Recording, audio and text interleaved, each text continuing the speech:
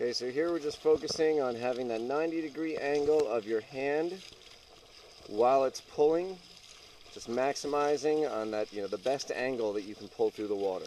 See how the other side looks.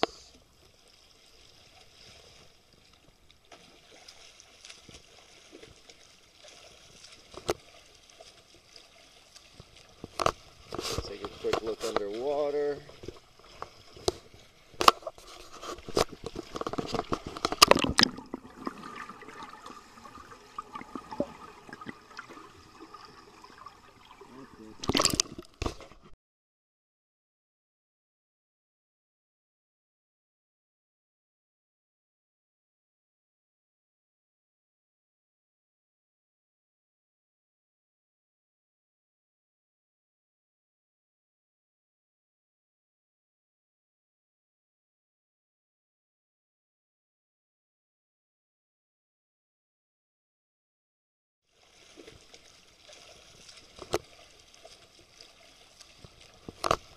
Take a quick look underwater.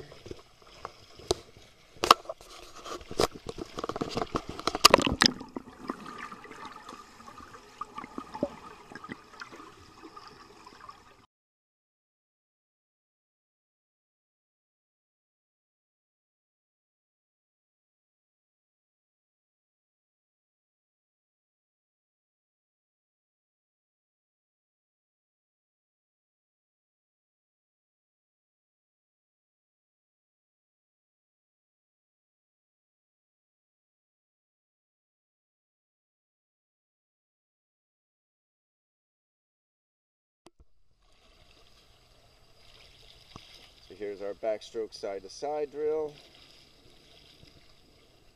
And the purpose of this drill is just to really capture that rotation. So your body should rotate in backstroke. Oh, sorry. It's all right.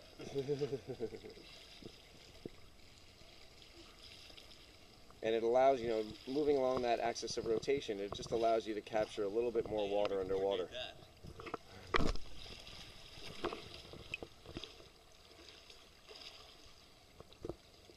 A little gunk off there.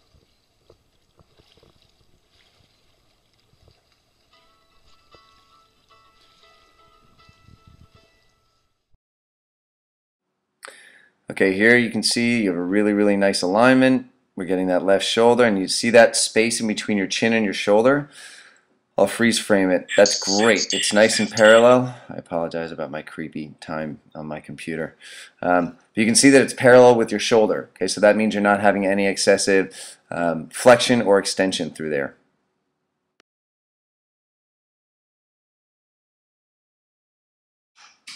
Okay, so here we have kind of a slowed down backstroke, or a side-to-side drill backstroke.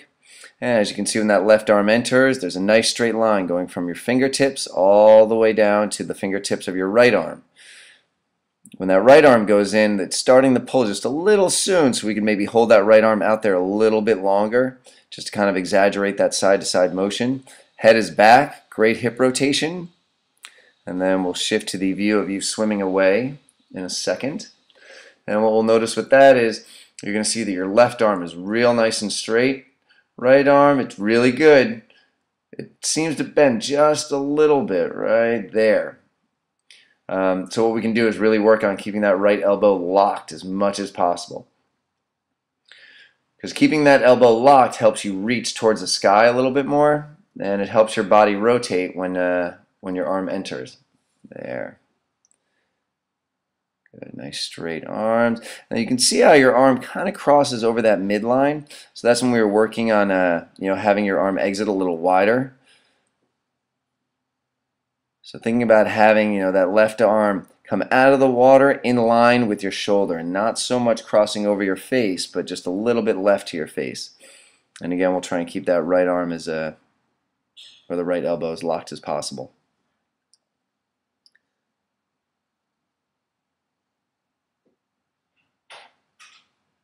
Great steady kick, good rotation.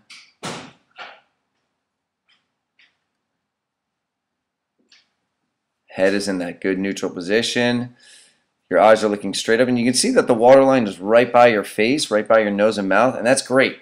I mean, an actual competitive backstroke, what ends up happening is that water will rush over your face almost once every stroke, and once you get used to it, it's a little bit easier to tolerate. And here we're going to watch it underwater. Good, so there's a good rotation, great side pull. You can see how your feet are kicking up and then to the side. That's what you want. That's a real good finish. Right towards the end, you can see that hand pushes. That last little bit's important. Now, when you're actually swimming competitive backstroke, which is at speed, as soon as that hand is done with the pull and it comes down your side, that last little push of water, that's when your hand exits out of the water to start the recovery phase.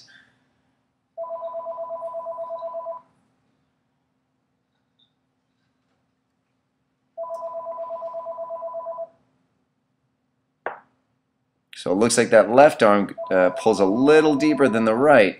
So we can work on kind of getting that left arm pulling out to the side a little bit more. Almost like you're holding paintbrushes and you're trying to paint stripes on the side of the pool. You're trying to tag it. JC was here. So now we're just practicing that 5-second exhalation or 4-second exhalation throughout the nose. And then we go right into pushing off as you do it, okay? And what that'll do is that'll just prevent any chance of water going up through your nose.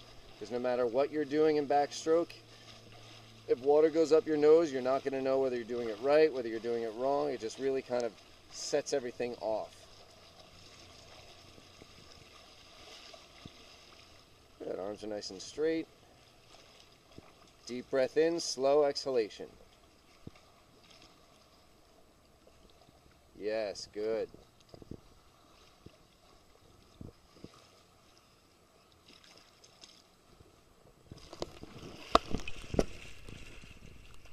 Nice, all the way to the top, that exhalation. And that's what you want. There we go. Because as I said before, you can be swimming backstroke like Aaron Pearsall, and if you're getting water up your nose, it just feels like someone's hitting you over the head with an aluminum bat.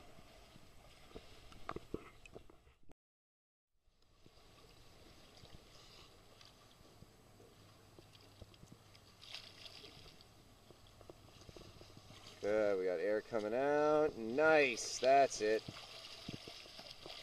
One thing I also want you to notice, your legs. Okay, you've got a great steady kick with the legs. You're not working too hard. It's a good amount of knee bend. And that just keeps that momentum going. Nice and solid. So, this is butterfly. Do a couple of kicks. There we go.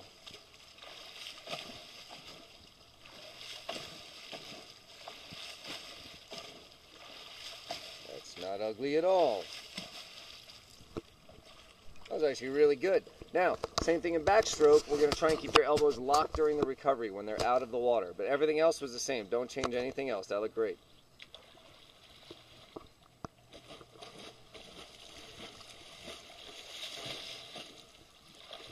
Nice.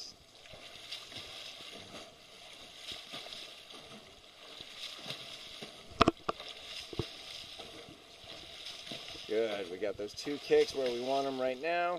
They're going to be in the upper quadrant. Take a little rest, we'll do 2 more.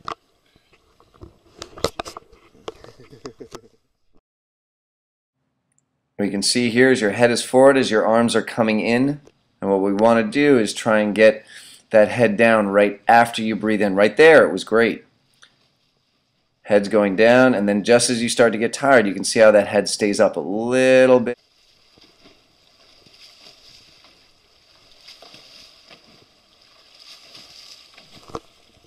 That looked really good. Your mouth is out of the water.